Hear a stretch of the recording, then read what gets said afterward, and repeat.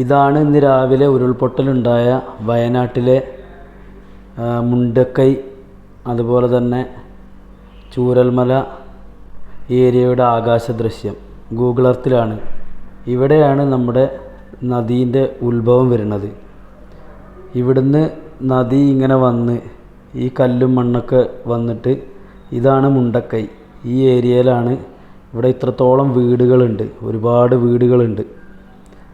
അപ്പോൾ ഈ ഏരിയയിലൂടെയാണ് മണ്ണിടിച്ചിലുണ്ടായി ഒഴുകി വന്നത്.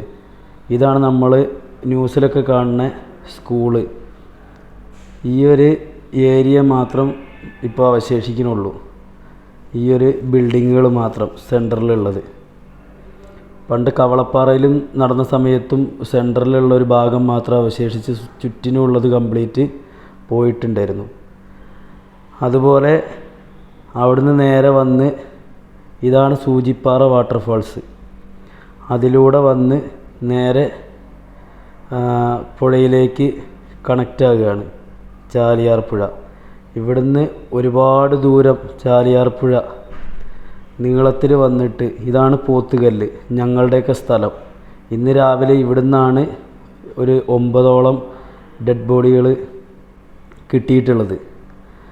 അപ്പോൾ എത്രത്തോളം ദൂരമാണ് വന്നിട്ടുള്ളത്, അപ്പോൾ ഇതിൻ്റെ വ്യാപ്തി എത്രത്തോളം ഉണ്ട് എന്നുള്ളത് ഒന്ന് നോക്ക്.